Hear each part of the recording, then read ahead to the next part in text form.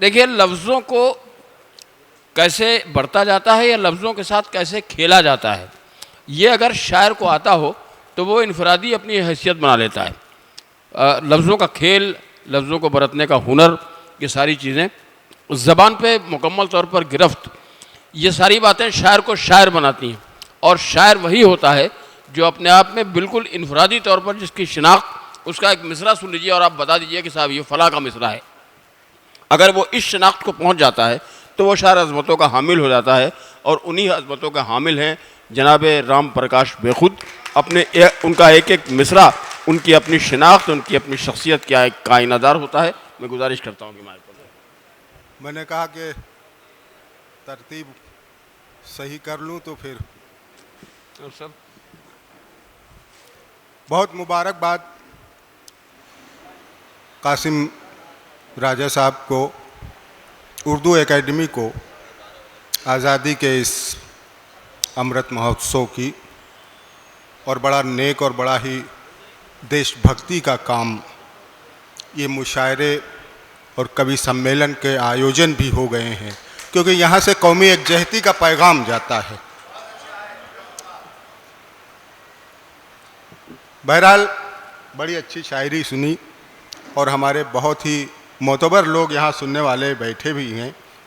भाई जमाल अख्तर उस्मानी साहब काफ़ी शुरुआत से ही यहाँ मौजूद हैं और हमेशा रहते हैं और बहुत नवाजते हैं। बहरहाल आप सबको मुबारकबाद पेश करता हूँ, लेकिन मैं बड़े हल्के फुल्के चार मिसरे जो बड़े तल्ख भी हैं, शायद किसी को नागवार गुजरे, लेकिन मैं पेश करता हूँ। सुनिए कि कौन दुनिया में काम चाहता है, कौन दुनिया में काम चाहता है, जिसको देखो हराम चाहता है।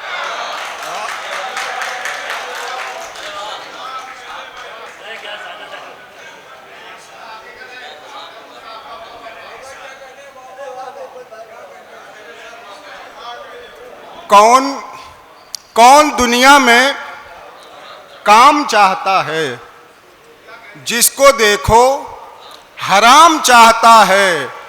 आजकल हर गिरा हुआ इंसान, आजकल हर गिरा हुआ इंसान सबसे ऊंचा मकाम चाहता है। क्या कहने, हर गिरा हुआ इंसान, ये भी अच्छा है। कौन दुनिया में काम चाहता है। बिल्कुल बिल्कुल, आइए, आ जाइए, आप खुद आइए। माले खत्म हो गए भैया, रहने दो। हमें शमीम भी आइए है। अरे ये है सामने, फूल शुक्रिया शुक्रिया। पहनाओ ना, सामने से माइक से उतारो। बहुत अच्छा, क्या शुक्रिया, माइक से उतारिए, पहना दीजिए।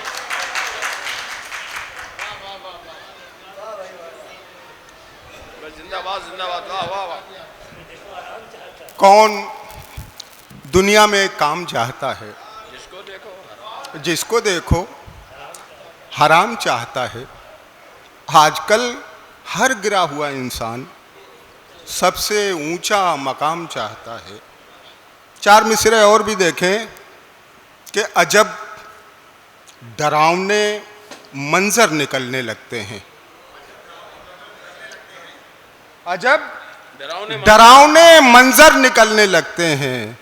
कहीं से धड़ तो कहीं सर निकलने लगते हैं। अजब डरावने मंजर निकलने लगते हैं, कहीं से धड़ तो कहीं सर निकलने लगते हैं। वो बदनसीब जहां फावड़ा चलाता है, उसी जमीन से पत्थर निकलने लगते हैं।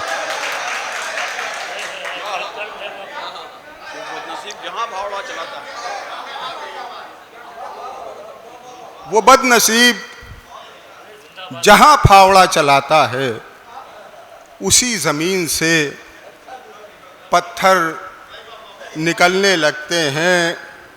और बनी बनाई हुई राह चाहते हैं सब, बनी बनाई हुई राह चाहते हैं सब। बगैर काम के तनख्वाह चाहते हैं सब।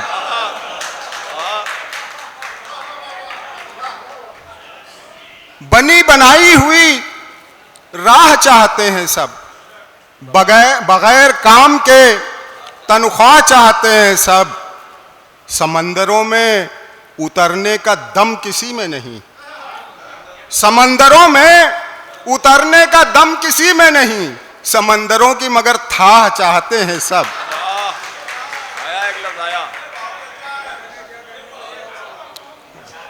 समंदरों में उतरने का दम किसी में नहीं, समंदरों की मगर थाह चाहते हैं सब।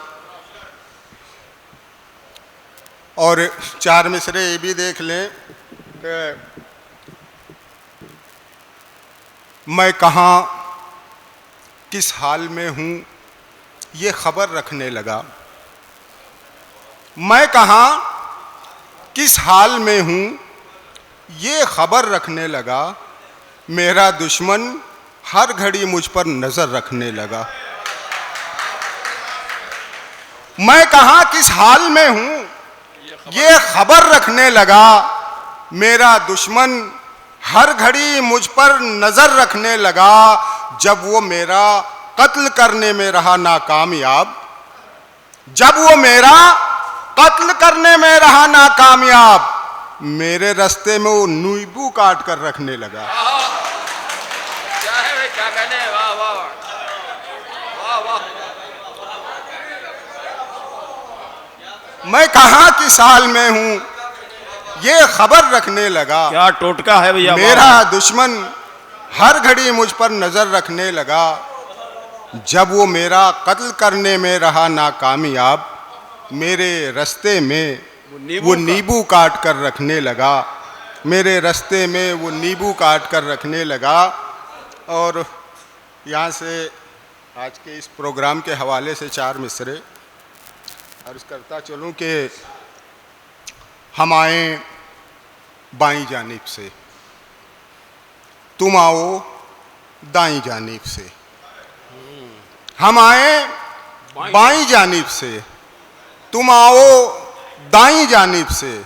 चलो आपस में हिंदी और उर्दू की तरह मिल जाएं। क्या कहने, ये बाईं और दाईं जानिब पर जाए। वाह। ये बताने की ज़रूरत नहीं है कि हिंदी बाएं से दाएं की तरफ लिखी जाती है और उर्दू दाएं से बाएं की तरफ लिखी जाती है। हम आए बाईं जानिब से, तुम आओ दाईं जानिब से। चलो आपस में हिंदी और उर्दू की तरह मिल जाएं। कोई ताकत हमें बेखुद अलग कर ही नहीं सकती अगर हम लोग भी सीमेंट बालू की तरह मिल जाएं। क्या तमसील है, क्या तमसील है। नहीं, वाह वाह वाह। कोई ताकत हमें बेखुद अलग कर ही नहीं सकती अगर हम लोग भी सीमेंट बालू की तरह मिल जाएं। अगर हम लोग भी सीमेंट बालू की तरह मिल जाएं। बस दो तीन शेर और पे पढ़ के अपनी जगह लेता हूँ। मतलब देख लें, थोड़ा सा संजीदा भी सुन लें कि मेरे वजूद में पहचान दो जहान की है।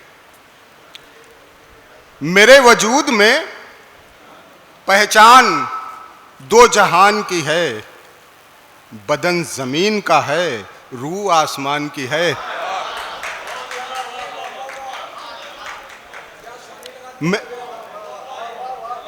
मेरे वजूद में पहचान दो जहान की है। पहचान दो जहान की है। बदन ज़मीन का है, रूह आसमान की है। और शेर देखें कि जो पी रही है मुसलसल ज़मीन का पानी।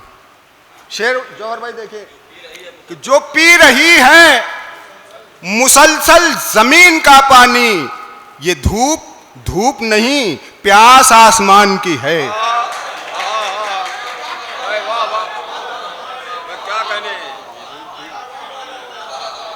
जो पी रही है मुसलसल ज़मीन का पानी। ये धूप धूप नहीं, प्यास आसमान की है। ये धूप धूप नहीं, प्यास आसमान की है। शेर देखें कि मैं एक तीर हूं, कब तक रहूंगा तरकश में। मैं एक तीर हूं, कब तक रहूंगा तरकश में। तलाश मुझको किसी मोतबर कमान की है।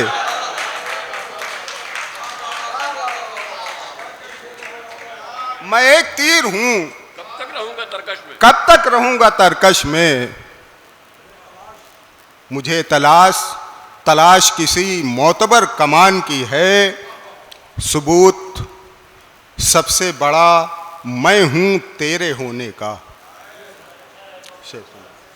कि सबूत सबसे बड़ा मैं हूं तेरे होने का।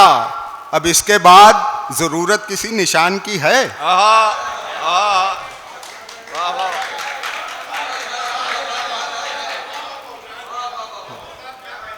सबसे बड़ा मैं हूं तेरे सबूत सबसे बड़ा मैं हूं तेरे होने का। अब इसके बाद जरूरत किसी निशान की है। अब इसके बाद ज़रूरत किसी निशान की है। एक मतलब दो शेर और सुन ले कि जायका गम का लिखूं, दर्द की लज्जत लिखूं। जायका गम का लिखूं, दर्द की लज्जत लिखूं। मैं तेरे ख्वाब से निकलूं तो हकीकत लिखूं।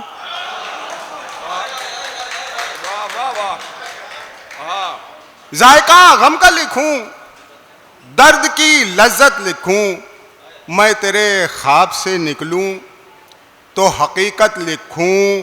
शेर सुनिएगा कि मैं तेरे ख्वाब से निकलूं तो हकीकत लिखूं। शेर यूं के कौन उठाएगा मेरे बाद मेरी लाश का बोझ। कौन उठाएगा मेरे बाद मेरी लाश का बोझ। कौन उठाएगा मेरे बाद मेरी लाश का बोझ। किसके नाम अपनी हवेली की वसीयत लिखूं। कौन उठाएगा मेरे बाद मेरी लाश का बोझ। किसके नाम अपनी हवेली की वसीयत लिखूं। एक दुनिया से किसी दूसरी दुनिया में चले। एक दुनिया से किसी दूसरी दुनिया में चले। मौत में तुझको लिखूं, मौत के हिजरत लिखूं। मौत में तुझको लिखूं, मौत के हिजरत लिखूं। और आखिरी शेर के मेरे सर पर अभी साया मेरे माँ बाप का है। मेरे सर पर अभी साया मेरे माँ बाप का है। छांव से निकलूं तो मैं धूप की शिद्दत लिखूं। छांव से निकलूं तो मैं धूप की शिद्दत लिखूं। अरसे बरी से आए हैं। अच्छा, चाकू निकाल लेता। अरे यार चाकू न निकलवाओ। अभी कोई निकाल तो रहा था, वो पता नहीं चाकू अच्छा रख दिया। वो 4 मिसरे हैं आपको गुदगुदाने के लिए कि ज़बां पे रखिएगा काबू निकाल लेता है। ज़ुबां पे रखिएगा काबू निकाल लेता है। वो बात बात पे चाकू निकाल लेता है। वो बात बात पे चाकू निकाल लेता है। तुम उसके सामने नमकीन रख नहीं देना, वो दाल मोठ से काजू निकाल लेता है। बहुत बहुत शुक्रिया, बहुत बहुत शुक्रिया।